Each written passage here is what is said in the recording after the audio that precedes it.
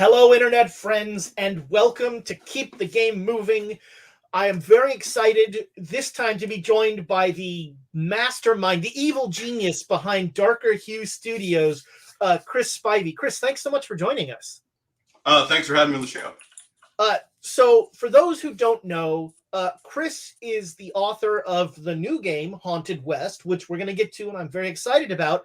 But he is also the author. It floats above his head currently, cosmically.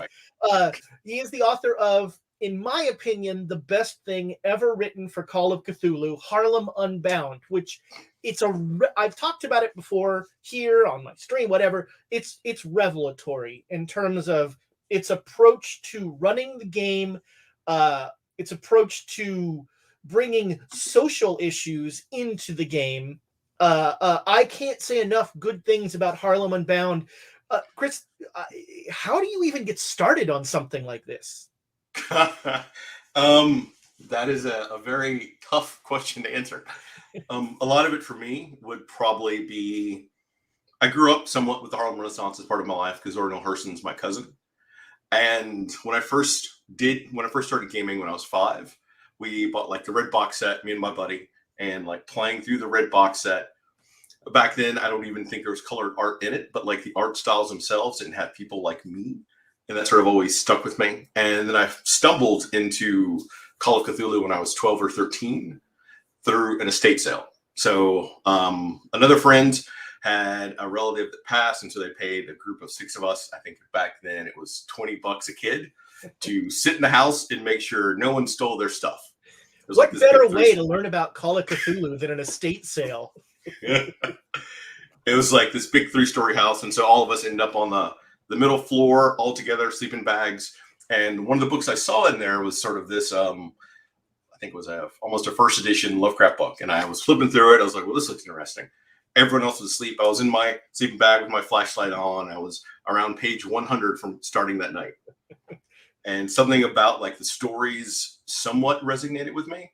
And so when I discovered my favorite Lovecraftian story then would have been The Outsider. And a year or so later is when I first saw Call of Cthulhu. And I was like, they turned this mythos thing into a game? So I saved up for a long time because growing up in Alabama, we didn't have a lot of money. And I bought, I want to say it was the 5th edition book. Did you have like a local game store in Alabama at that time? That's impressive. Hey, we had a couple of one-room game stores in Alabama. That was more than someone's closet. That's better than we did in San Francisco in the 80s. Wow. And when I got it, it had the scenario Dead Man Stomp, which was the only one that sort of even had any sort of black characters in it. And even that presentation, we'll be generous and say it was flawed. But there was a good intent behind it. And that solidified my idea that I would one day want to do something about this the more I got to gaming. That's the long story short. Well, I mean, it's really interesting as someone who has been represented in every game ever written, you know, it's easy to take that for granted and to you know, I think to everybody's credit, well, almost everybody's credit, looking at you, new TSR, people are, you know, game companies are trying to represent different cultures. I think, you know, Chaosium, I like to think you had a little something to do with changing their mindset, but like how they approach Children of Fear in a much more culturally sensitive way, I think is a big thing. And one of the so Harlem Unbound, one of the cool things in Harlem Unbound, it is a source book. So you did a ton of research, and as you said, it's in your blood, but you did a ton of research on 20s Harlem and the sort of the Harlem Renaissance. And so it's a source book if you just want to run a campaign in that time. And then it's got, I think, 2-3 scenarios in it?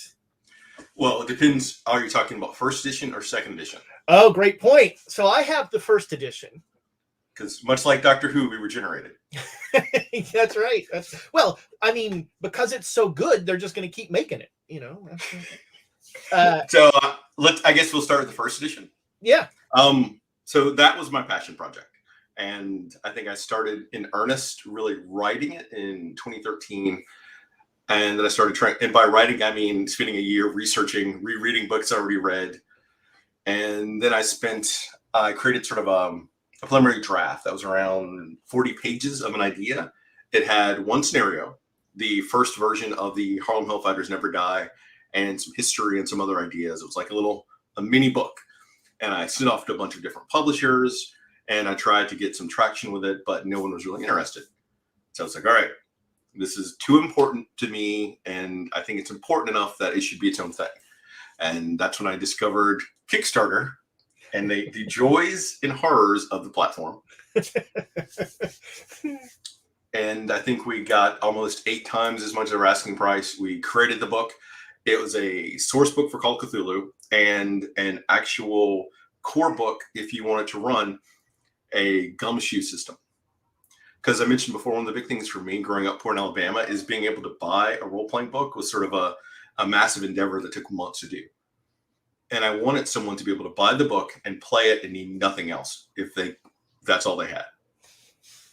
I mean, I think that's super important, actually. That's a great point. Hadn't even occurred to me. Again, layers of privilege. But, the fact that the book itself gives you everything you need to run is a powerful thing. That was there was 4 founding principles for the book, and that was the 4th one. The other ones are really important that I will not share. Maybe at a bar sometime when we can go to such conventions and things again, and someone buys me a round of scotches, I may be inclined to tell stories then. I think, I can probably guess 1 or 2 of them just based on the themes in the book and that sort of thing. But it's always interesting to me when people use the term passion project, because there's a difference between like, when I'm like, oh, I want to make a scenario, this is going to be kind of fun, and someone who is making a passion project, that's like, that's obsession. That is like, this has to happen. And that's a powerful, and sometimes, as you said, with, getting into Kickstarter and all that stuff, can be a scary thing as well. It was, because one of the things I think that really separates kind of a passion project and just being passionate about something you work on, because any project I work on, I'm passionate to be on that project. Otherwise, I wouldn't have accepted the gig. Like, I have a lot of other things I can do with my free time, and I like money. I don't think you can pay me enough to give up my free time if I don't care about this thing that we're doing together. For the passion project, money's not important. Everything else sort of becomes tertiary. And the big thing to remember is that at the end of the day, when you're working on this project into the wee hours of the night, your family's asleep, that no one is going to care about this as much as you do. So as your bleeding blood, sweat, and tears have created, other people that might have helped will go do something else. And you need to be ready to take this burden and like this beauty all the way to the finish line by yourself. Yeah, and that's true for any designer in any, if you're making a scenario, if you're making if you're trying to write a system, a game, whatever, no one's going to love it as much as you do. So, give it all the love you can. And I guess a quick sort of breakdown for the book that people that may not have read it. For the first edition book, we mentioned that it has a complete gumshoe system mechanic in it. It's got investigative classes. We talk a lot about Harlem herself, and then we talk about the people in Harlem. And the book is almost more of a love letter to Harlem, and the primary focus is on the Harlem Renaissance. It runs throughout the entire book. And in addition to all of that, we have a section for the Chaosium side. We call them keepers, who are sort of game moderators. And I talk specifically about like how to incorporate the concept and themes into the game, giving some safety tools and a few game mechanics to sort of solidify that so people don't feel targeted specifically. And on top of that, we provide you 4 ready-to-play scenarios that could sort of be strung together to make a loosely fit campaign. And then you actually expanded that. On social media, you were talking about how you could make sort of a grand campaign out of it with, I guess the term now would be the Harlem Unbound expanded universe. Would that be the? Maybe the Harlemverse. The Harlemverse. I like it. So I mentioned I started in 2014. When I started with the idea of how to incorporate it into Chaosium's line, and because that was one of the people that I was originally talking to, and I have a love of the system, and for a lot of the scenarios I saw, some of them are questionable in content and approach, but in themes and principle, it sort of like has these nuggets of gold. Yeah. And so I've sort of created a massive campaign that would have rivaled Master and Althotep to give people an idea of where it went to. And it was all primarily localized in the States with a few excursions out, but always came back to your home base of Harlem. I think it's a really cool idea. I'd love to see, I'd love to see somebody tackle that whole thing. It would be a beast, though.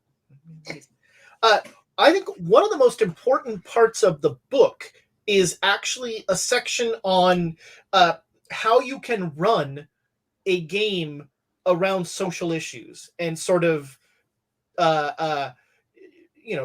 navigating the pitfalls that come from the fact that most gamers don't come from this community. And how do you kind of push back? I'm going to respectfully disagree with that assertion. I will say that there's a larger visible representation of non-marginalized people who seem to have had more privilege and power to make themselves appear to be the majority.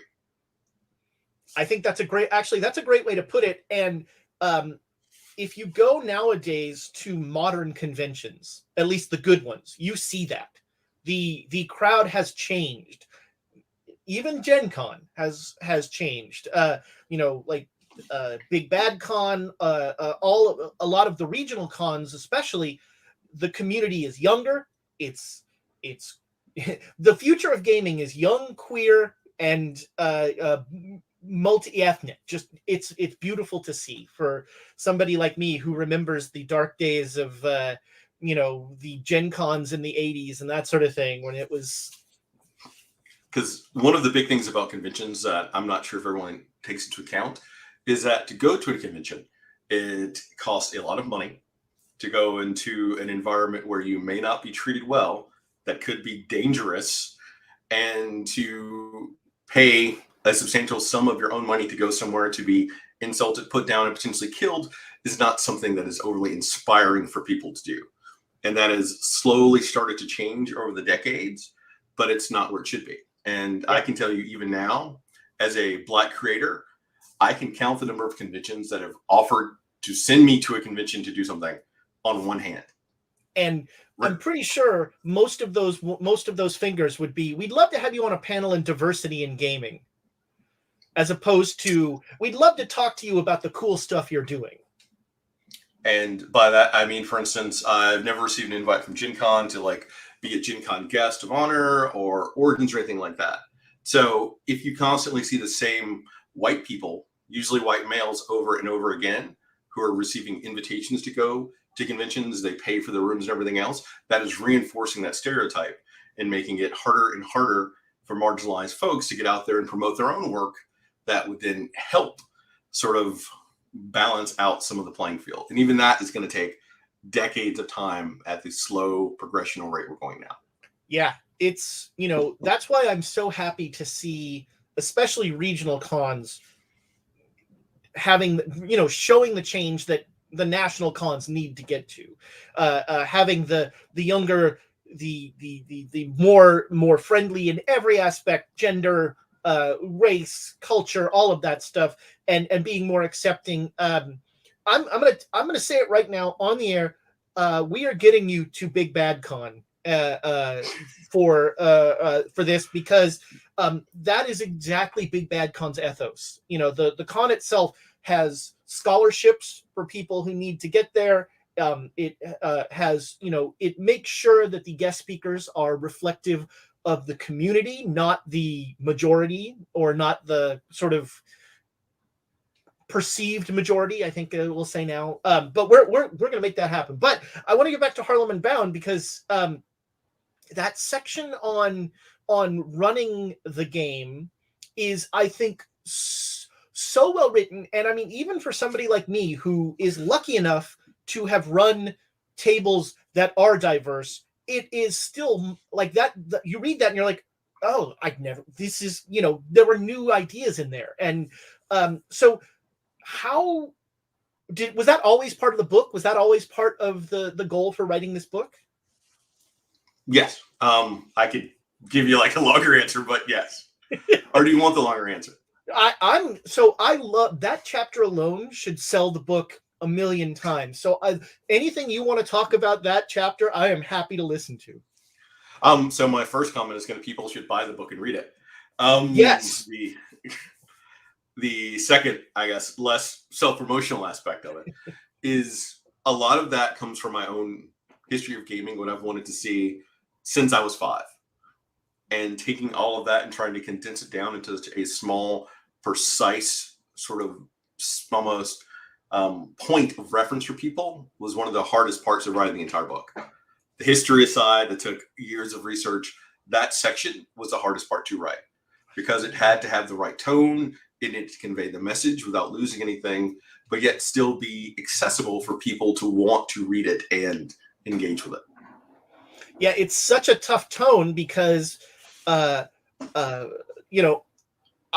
I read it, I want to feel attacked in the nicest way possible. I want to feel challenged. And I think that, that tone is super important. And for me, you nailed it. I just think it's that, like I said, I would buy that chapter alone. I think it's, and I think there's a like 300-page version of that chapter that is, incisive and probably really not fun to write, but super important. And so much so that even after the book was published and before the second edition came out, I had droves of people come to me and tell me that I love the book. I love what you've done. That chapter makes the whole book should be on everyone's bookshelf. I will never run this game. And I put it on my shelf. Thank you for writing it. And that doesn't fulfill the mission. That doesn't get the word out. That doesn't get people playing the game to address the issues, to try to build and learn empathy, and then create safer spaces for all of us to be in, to create this great inclusive gaming world that we should have. Instead, it makes a little step forward that marks something, and it's not talked about anymore. Yeah, that's a great point. I come to think of it, I cannot think of a lot of streams of Harlem Unbound. Yeah. I can think of 2, one of which I did. Right. Well, and I mean, the other one was the excellent one by Honey and Dice. Oh man, she was actually 2 episodes ago. I had Honey on. She is awesome. I love her take on the mythos. How do you how does this approach to Chaosium work? They have a weird and arcane way of doing everything. And so, the second edition, I think, is actually a reprint from Chaosium. Is that correct? So after the 2018 Gen Con, so Harlem Unbound went to Gen Con, we won 3 gold Ennies for best writing, best setting, and best cover. Which, if you haven't seen the cover for the first book, you said it's right there. Yep. It's amazing art by Brennan Reese, so people should go contact Brennan, hire him to do more cool work for you. And that art is also inside the book. The art inside the book is also great. Yeah. Oh, so sorry. And after first edition won all the awards, it was taught in at least one university as part of their curriculum. It's in multiple museums. Chaosium came to me at Gen Con and said, "Hey, we'd like to publish a second edition of the book. What do you think?" I don't know. And we talked about it some more, and I agreed that, sure, I'm happy to have you all publish the second edition of the book. It can reach a wider audience. And I was already thinking about doing some additions to the book.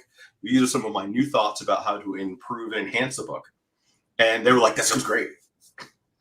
So I own Harlem Unbound, and all the rights belong to me, and I'm licensing it to Chaosium, who had produced the first run of the books that are selling great.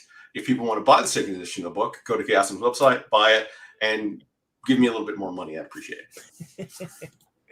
And for the second edition of the book, I didn't want it to just be a complete redo of the first copy of the first edition of the book.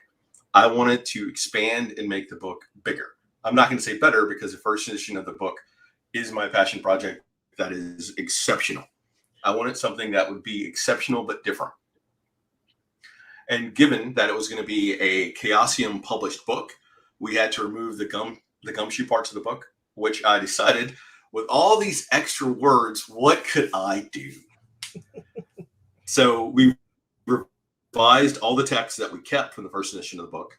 We expanded out the scenario slightly. For instance, I did a version 4 of the Harlem Hellfighters Never Die in the book that is more expanded, has more fleshed out parts.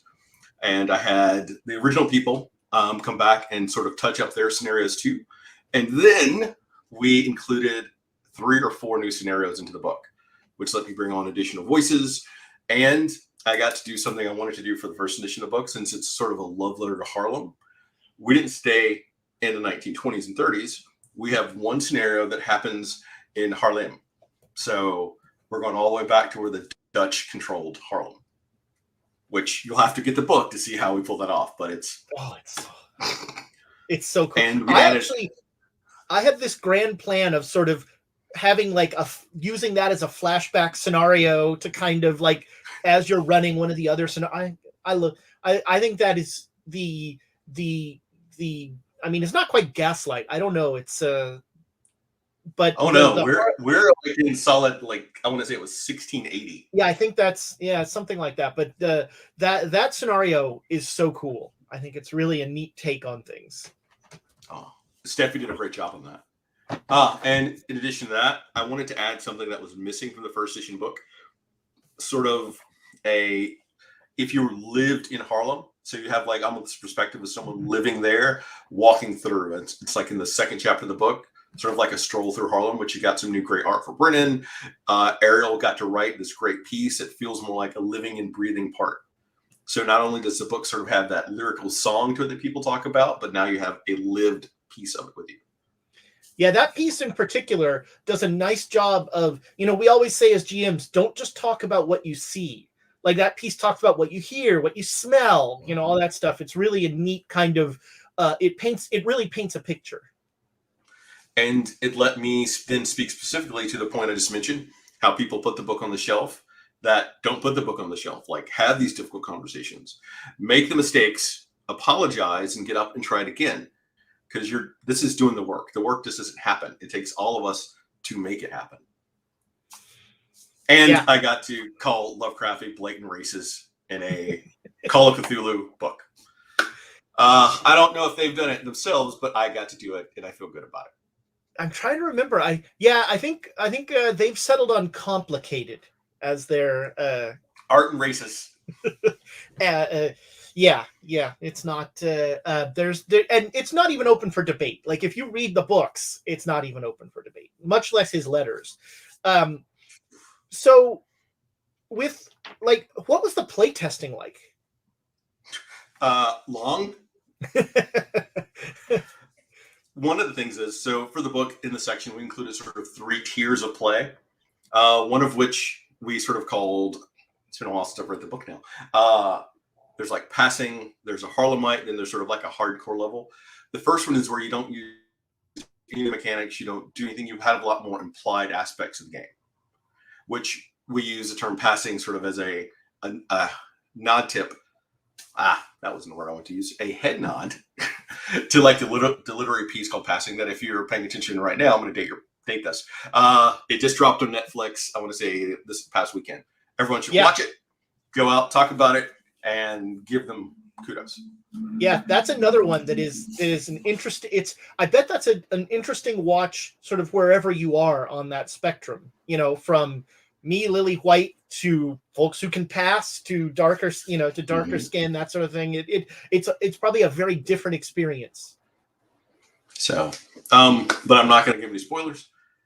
The other one was the Harlemite, which is where we get more into like we sort of have the things be a part of the game, and you include the mechanic that I talked about earlier, and it's sort of entrenched, and you're like sort of getting into it, and that's a better middle ground. That's the one I would like for people to play, because the third one, the more hardcore one, I would suggest that people could do that in their home groups with people that you trust, because you're going to get into some really serious emotional talks and everything else with it.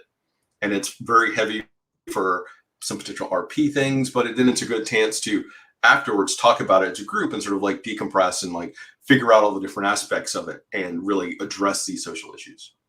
And to the book's credit, it gives you the tools to do that. Like that, you're not just saying you guys need to have a conversation. You're saying, and here's what you need to talk about. And I think that's an important step that too often, it sort of allows for virtue signaling, which is a term I don't really like, but is easy.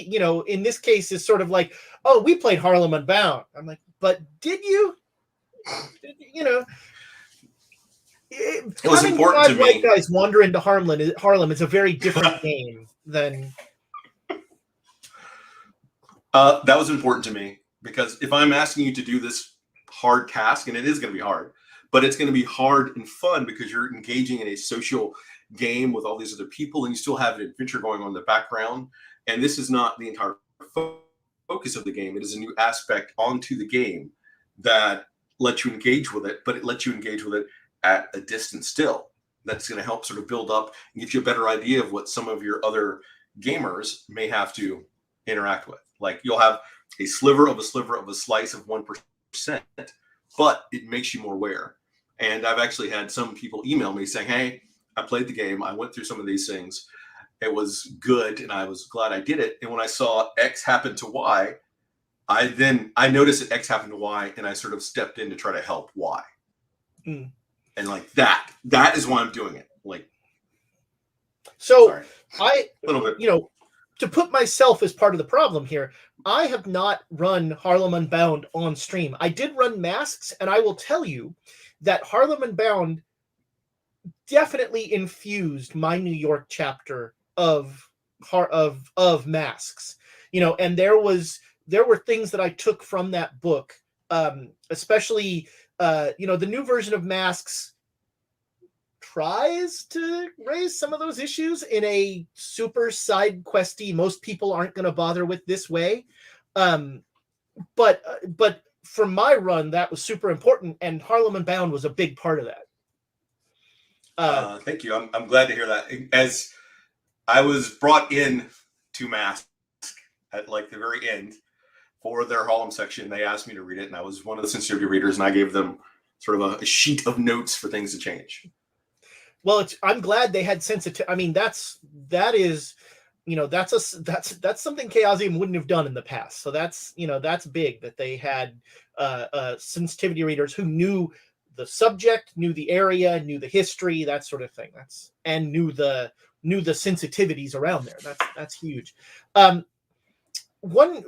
So what did creating Harlem Unbound sort of teach you about GMing, about running games? I guess I don't want to sound pretentious. It's less about what it taught me, but it's more about me being able to like share some of my own gaming and keepering and GMing principles in the book. Because I'm sort of like the if you ever game master. Any group I'm in, I always end up being the person that runs the games. I organize the games. I plot it all out. People show up, and then I'm running. And for instance, in college, I ran a 5-year vampire game. 5-year because I started my senior year of high school with these same people, and then we graduated from college playing the same game. And I learned a lot. Did it ever become a LARP all the time? Did it ever become a LARP? Vampire has a tendency to bleed into the LARP world. No, but they're in the middle for about 4 months. We got to the point where it was a vampire game with 13 players. So I would stand up on the second floor balcony and I would sort of speechify out the scenario to people. Wow. How do you manage a table of 13 players? Decades of experience in keeping everyone moving. And a lot of them were role players. So they were just looking for a chance to like get in there and do stuff. So really, you said no, but it was basically a LARP at that point. There weren't costumes, but that was. if they're not costumes and you're still rolling dice, in my opinion, it is not a LARP. It's a gray area. It's a gray area. I'll give you that. Well, it's funny because we were talking before we started recording. I totally biffed on my usual opening question. How did you get your start GMing? Red box set, 5 years old. And just you were the one who read the book, so you ran the game? Yeah. My first ever character, elf. Yeah, the class, not the race. Yeah. And so you've always been the GM kind of through the time of your group. Is there so you've run Vampire? Is there a system that you felt was a particular sort of click with your GMing style? One of the things for me is I think systems are important, but they're not the heart of the game. You can make a game fit into any system depending on how much effort or work you want to put into it. But I have a love for D100, which you may know at this point. So that could be the old school Marvel superheroes by the original TSR. My strength is amazing. Let's clear original TSR. Yep. Yeah, it's important. Call of Cthulhu, and a slew of the other ones. And that's one of the reasons why my own system is sort of a variant of the D100 system. But I played everything from Shadowrun to Castle Falkenstein, which is exceptional, by the way. Yeah, that's if they make a second edition of the book, let me know. I want to be a writer. Put it out in space. That would be awesome. Yeah, it's interesting. I'm pretty much am system agnostic, but for me, BRP, Cthulhu, Chaosium system is just such a good lingua franca. It makes sense to people. If I tell you have a 35% chance to make that jump, you can kind of understand that, as opposed to the DC is 14. I'm not even sure what that means, and that kind of, for me, that approachableness of being able to give that to people who haven't played a lot of games really appeals to me. I agree. I think that it's probably one of the best beginner systems, just that core mechanic itself, because it gives you a very sort of binary pass or fail. And once you have a solid grasp of that, then you can start playing with the mechanic and doing other cool widgets with it. Compared to, I love my Shadowrun. The expanding dice pools, or we go, I think, second edition, where you had an astral pool and a physical pool, and you take dice in and you modify them, and you lose dice and you roll the die and you're looking for a specific number. That number fluctuates up or down based on modifiers. I think I'm still building a dice pool for 4th edition Shadowrun in a game that I stopped playing years ago. It is. Now, one of my particular challenges with Cthulhu is the sanity mechanic. And it's, feel free to bring in some Haunted West here and talk about how you're approaching that in Haunted West. But for me, the sanity mechanic in a time, in an age where we are being cognizant about mental health, and where, people's mental health is something we want to consider, the sort of sanity mechanic as written is not the most sensitive piece of something that's ever, you fail a roll and you're paranoid now, and you're depressed. That's, and so I kind of have my own take on it, where I pretty much just reduce it to like fight, flight, or freeze, and that sort of thing. But what are some of the ways that you've kind of played with the sanity mechanic? So I myself don't use sanity mechanic. For instance, in Haunted West, we use something called lucidity, which lucidity is almost sort of like a mix of mental, spiritual, astral health. And things like, if I punch you in the face, that's going to be lucidity damage. If you encounter some sort of shock, like watching a werewolf transform from this small, 4-year-old child into this massive 9.5-foot monstrosity, that would be lucidity damage if you fail to roll. But the thing is, we don't have any sort of permanent lingering effects. It breaks down to almost like a fight, flight, or something like that, where it's an immediate response to some sort of big stressor. But then for us, you can spend a grit point to ignore it. You can sort of adhere to the status card because there's been cards for it. You can run off for a while, then you come back, and everything goes back to normal. And lucidity sort of comes back at a faster rate generally than what your physical boxes do, which we call vitality.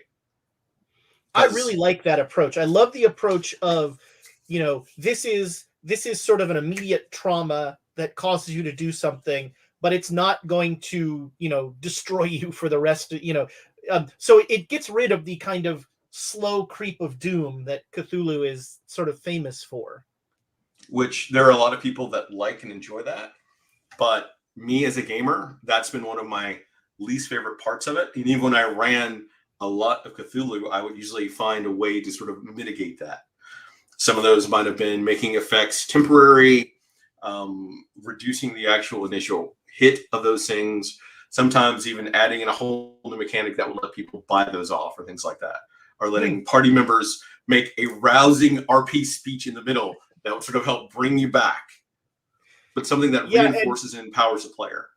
And Gumshoe does some of that as well. Gumshoe, started to make that change. But I really like that lucidity idea. So Haunted West, for those of you who don't know, is Chris's new game. Give us the elevator pitch on Haunted West, because I'm very excited about this. Haunted West is a historically accurate version of the Old West that meets the Weird West. There's the elevator pitch. One sentence tag. Yeah, that's perfect. And so it is, it is I think an unapologetically Black take on that, which I love. I think the history you've done of bringing in the characters in the Old West that didn't get all of the print, that were sort of marginalized is really cool. And but it's also a I really kind of almost get a old movie reel kind of homage feel to it. That is somewhat intentional. So building the game itself, my primary objective was to tell an accurate, more historical Old West, because the Old West itself is incredibly diverse with people from all sorts of different backgrounds all around the globe. The people that originally lived here before all of us settlers came over. And I wanted all of their stories to be told, not just the whitewash sanitized version about what white people did, which largely entailed genocide, stealing other people's stories. And I wanted to tell the story about all these other people that did these amazing things against unsurmountable odds. And some of the things they did themselves were atrocious, but they also did incredible things because they're human. And those stories weren't told. Yeah. Yeah, I should say unapologetically Black and brown would be a better way to, put that, because to your credit, like, it's not the native voices in Haunted West are as prominent and important as the settler voices. So for me, I tried to highlight all of the different marginalized voices from anywhere they came to here and the people that are already here. Then I focus in more on the Black experience of it, because as a Black person, that's sort of more of my story to tell. But if I'm telling a story of America, that has a bunch of different people. And to make sure that that was properly done, I brought in people from all different backgrounds to help craft this book. That's why if you look at the writers list, I think we have over 15 people for writers to help build all that in. And some of those people became readers, some of those are writers, some of those were devs, all over the place. So I've been running an Old West game using Cthulhu, and one of the challenges that I've found as I've been doing that is, so many of these, especially the printed scenarios, which is why I got away from those pretty quickly, is sort of the native villain trope, and they are sort of the force we don't understand and that sort of thing. And so, how do you kind of how do you sort of work around tropes so you keep this kind of, you want to have the feeling of, like, the people want to feel the homages and the images they have of the Old West, but how do you update those to sort of a more modern sensibility? A lot of it is really super easy. You tell the actual story. Like, telling the actual story eliminates, we'll say, 80% of the tropes off the bat. Because you have heroic people, then you have bad people, but you get to see like a full sense of their story. I think a quick example would be one of the writers in the book found this criminal, and they wrote up the background for the criminal, and one of the lines they had is his black father left. It's like, boom, bad guy, black father left. I'm like, that is not a story. Like, what's going on here? And I went back and I researched, and I found out that the criminal's father was in fact a Buffalo Soldier who was in one of the biggest gun battles they ever had against white supremacists that threatened to kill and hang them. And rather than having that happen, fled to protect his family. Like, wow. Criminal, full story, good, bad, what happened?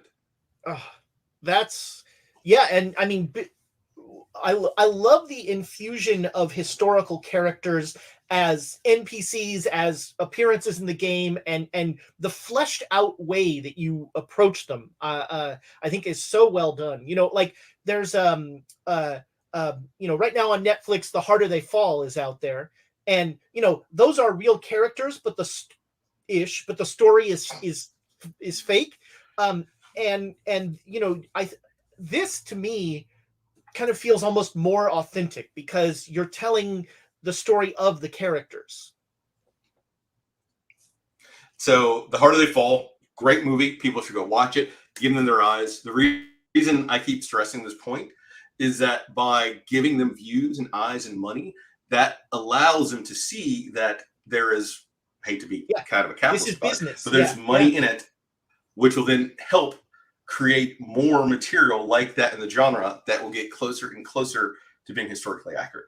And it's just a fun movie. The Harder They Fall, it's awesome. It's just a fun movie. It's great. Watch it. There are at least 2 scenes in that movie that I would steal from my home game, like set pieces. But it uses the names of actual historical characters, but strips out their stories and adds in sort of a stock Western character story. Like, I personally, as a amateur historian, wish that they would have made their own characters and told their own complete story. Or to pick one of those characters, maybe 2, that could have actually overlapped and sort of embellished on their stories how they did for Deadwood. But not to erase their stories to give us something that is still cool, but not accurate. Because a lot of people, when they see a piece of media, that becomes their history that they understand.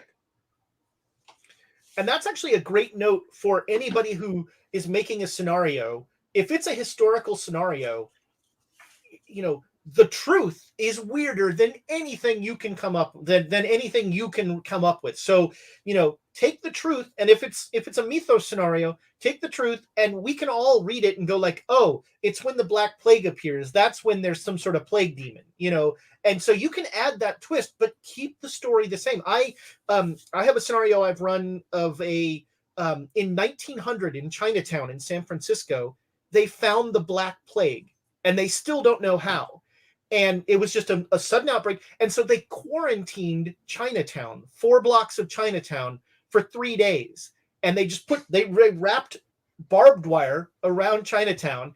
And I was like, this has to be a Cthulhu scenario. There's, you know, this just the story tells itself. But the story, the actual thing that happened, was weirder than anything I would have come up with. And so just take the story, add 2 points of weirdness to it, and you're done.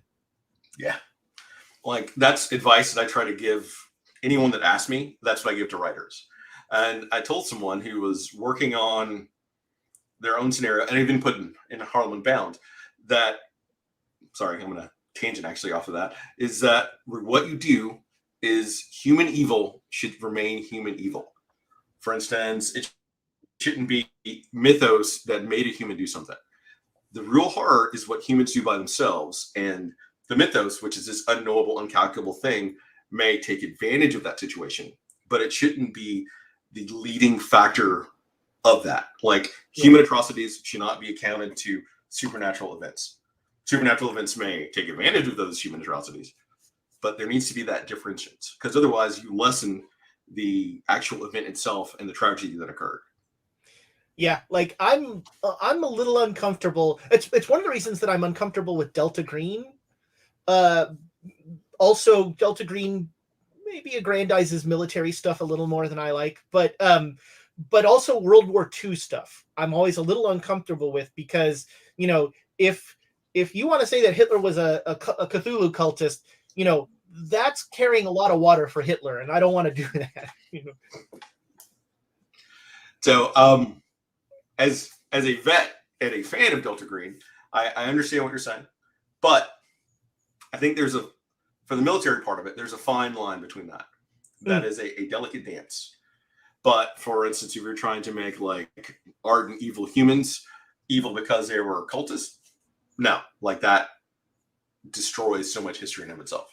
Yeah, and GMing, like any art, boy, that was pretentious. But GMing is super personal, and so we all bring our experiences into the games we're running, and so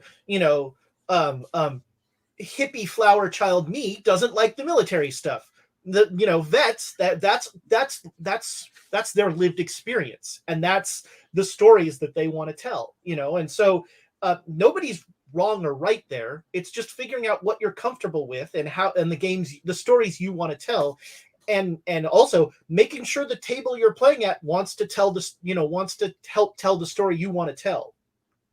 And in a good game, like I love running superhero games, but for me, my love of superhero games isn't about the fact that Superman can like destroy you with his heat beams, or the Hulk can smash you to the ground. It's that part happens. It's maybe like 15-20% of the game. The rest of it is that investigation. Then it's that personal life. Like, what is all of this costing you to go out and do this thing?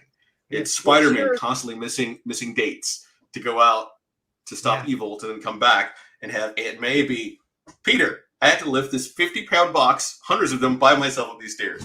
Where are you at? Sorry, Aunt May. Well, so what's your superhero game of choice? If you're running a superhero game, what system are you using? TSR, still the old school Marvel Super. I love it. I mean, I could be pretentious. The superhero game that I wrote, that was a campaign for Pulp Cthulhu. It's a modern day game with an alternate timeline, and wow. So how do you do superpowers in Cthulhu? You'll have to wait till they publish it. I am like 100, because I love superhero games. I have a binder somewhere of Champions characters that I that are not at all rip-offs of existing heroes. No, so I have come to love Masks, which is powered by the Apocalypse, and it's really the apotheosis of that. The secret identity stuff is more interesting than the superhero stuff, and how those kind of transit and that sort of thing. I'm just super. Now that you said Cthulhu superhero, I just want to talk about that the whole time. That's amazing. Wow. So I guess I wrote it. It's over 120,000 words. It's a alternate history with a campaign to it, and you can play, we'll say, C to B powered superheroes. So basically, you're sort of a low powered Blue Marvel. Maybe you're like a Quicksilver instead of a Flash. For a superhero fan, you'll understand like the speed and power difference there. Stuff like that. Oh my gosh. And so it's superheroes against the mythos, sort of. Oh, man. Now so I wrote it, I play tested it for a year, and then I actually had a couple of games at Gen Con in 2019. Well, I want in on playtesting, man. If you run some digital games, I'm in. That sounds amazing. Well, Chris, you have been very generous with your time. I really appreciate it. We close every time with the same questions. So, what is your favorite system to run? So, I love all systems equally. All right. What system is there a system that like are you a I have a story I want to tell, I'm going to use this system, or I have this system, I'm going to tell this story? How do you kind of is it do you change systems based on the story you want to tell? Like I've played so many different systems, I can just tell a story with any system. Mm-hmm. If you're asking like, what do I own the most books of on my shelf? It would be a toss-up between Onyx Path / White Wolf or Chaosium. Yeah, because I spent more time running that. You know, the books, the who I own the most books for thing. I always think like, you know, some games just don't publish books. You know, they're not putting out like 14 source books. You know, that sort of thing. So what's a system you haven't run that you would love to run? That is a difficult, hard question. So I'm thinking, what is your favorite system to run? Oh gosh, so I'm embarrassed to admit this, sort of. I love Warhammer Fantasy Roleplay in all of its various versions. Whether it's the first edition that was so broken that like nothing ever happened, to the bizarre Fantasy Flight 3rd edition that was just made to sell cards. Like they turned it into a card game. It was really weird, but that it's actually floating over my head right there. But I love Warhammer. I just love the Warhammer world, and I love the idea of like the sad sack. It's low fantasy in the lowest possible way, and I don't like high fantasy. I like low fantasy. That is a discussion in and of itself. Yeah, I would say Cyberpunk. Like I've got Cyberpunk Red on my shelf over there, and I've wanted to run it. I just haven't had time. Man, I should run more modern stuff. I don't run a lot of modern stuff or future stuff. And as a matter of fact, the only modern stuff I've run is superheroes. That's funny. And if people follow me on Twitter, they'll see that I've started now talking about the campaign I'm about to run. Yeah. So I'm gonna run Traveler. I discovered Traveler, I want to say last year during the pandemic, and I played the game. I was like, this is great. And I loved it enough that I bought the books, and now I'm getting ready to start and run my own campaign in a couple months. Traveler is a surprisingly crunchy little system for all of its kind of, you know, like basically, you know, all anybody knows about Traveler is that you can die in character creation. But when you actually get into the mechanics of it, it's really interesting. And it does, I think, one of the best jobs I've seen of doing combat at scale. Like the combat system will work if you're one guy shooting one guy. It'll work if you're a starship shooting another starship. You know, there's there's a few more rules when you're at the starship level, but it does a surprisingly good job of scaling all of those things. Nice. I really enjoy Traveler. My second favorite system would be the old Ghostbusters role-playing game, which I argue is one of the first story games ever made. Paranoia is really, I think, the first story game and a deep love of mine. But the Ghostbusters game, that the revelatory mechanic in that game was the ghost die, and so the whole game was just silly. Like that was the point of the game. You know, it was we're telling silly stories, we're doing all sorts of things. The ghost die mechanic said, look, I might have my ghost die, but everything you did, it was a pool system, and everything you did was, you know, you're going to offer a statistic and a skill to do this thing, and that's going to determine your pool. If if you have a 3 strength and a 4 brawl to punch this guy, you're going to roll 7 dice. 5s and 6s are successes, and I say you need 3 successes to punch this guy. But every time you roll, one of the dice is replaced with the ghost die, and the ghost die, instead of a 6, would have the Ghostbusters symbol on it. And if that ghost comes up, you immediately fail in the funniest way possible. But if you made the roll, you decide how you fail. If you missed the roll, I decide how you fail. And that mechanic just it imbues the game with a silliness and a sense of futility that just gives it a feeling like no other game. That game, like every time you play that game, everyone around the table is laughing the whole time. All right, I'll have to pick it up. I've never read it, but now you've inspired me to try to find it. Oh, it's old. Anything West End Games did in the 80s. Like, they did the best version of Star Wars. Paranoia is possibly the best written game ever made. Like, it's as much fun to read that stuff as it is to play it. I have a love of Paranoia because I got to play multiple sessions of it, and I never lost my first character. Whoa! So impressive. take that for what you will. After wow, we played 3 or 4 you are sessions, an and I had the excellent same character the bootlicker. whole Is time. what that means. I may have managed to get a lot of other people killed in my place. So we close with the Space Jam question. Chris Spivey, aliens are invading the Earth, and they will destroy the place where I keep all of my stuff unless you run a wildly entertaining 4-hour game for them. What are you running? I would run Marvel Superheroes. And why? What would that show them about humanity? That would show them our ability to defeat them, show them our ability to fail, and that we are immensely powerful yet fallible. So your game is a threat. Yeah. That's funny. I can't remember who it was. I think it was Phaedra, another person on the show. Her game was actually a capitulation. Like, her game was she was going to convince the Martians they should destroy the Earth. So, folks, you can find Haunted West. I think the PDF is out now. PDF is out. Yeah, we have, PDF I think, 4 or 5 scenarios out. We've got the Balladeer screen, who's our game moderator. We've got a pack of 24 pre-generated characters.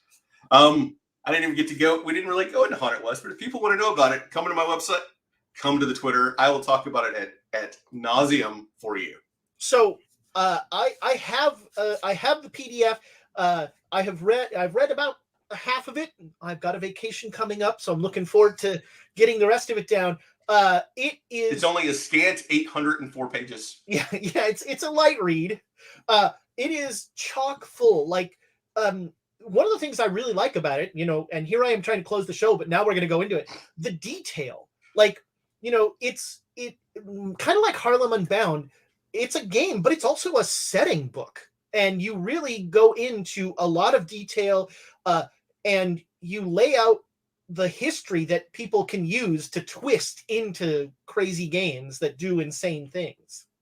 Well, I like to say that we wrote it from the history up. We didn't write it from the weird down. So that meant we got to write all the history. It was people, locations, timelines. Everything is all there for people. And then we put call-out boxes for some weird stuff. And then we give you a meta plot. We give you 3 different game system, 3 tiers of a game system. We throw in a hack for you. We give you sundries, and we give you the entire United States as a playground for your game, just not like one corner, one little state to run your game. Right. You could run anywhere in the U.S. And we talked about other regions of the world at the time. I always wanted that there was that show Wild Wild West, and they had like a train car that was their base of operations. And I always wanted to like run a game where the folks had a train car that they could just, get pulled around. You could totally do that in Haunted West. If you look at the TV shows listed in the back of the book as touchstones, maybe one of them. Yeah. Wild Wild West was ahead of its time. So Darker Hue Studios, they've got that there, and apparently Superhero Cthulhu coming sometime, which I am gonna like. I'm filing that away. That is. I was just a freelancer. That's all. I think I turned in the final draft, the first draft, 3 years ago, and so whenever they're ready for it, they'll let me know. Well, the last couple of years have been a little crazy. Things have been going on. Yeah. And he's a great follow on Twitter, not just for game stuff. Also, like you wrote a bunch of stuff on how you felt watching Harder They Fall and that sort of thing. And so it's really cool to get perspective on sort of pop culture as well, and just life. And I'm not a drinker, but if you enjoy alcoholic beverages, Chris can curate you some beverage choices there. Chris, thank you so much for joining us.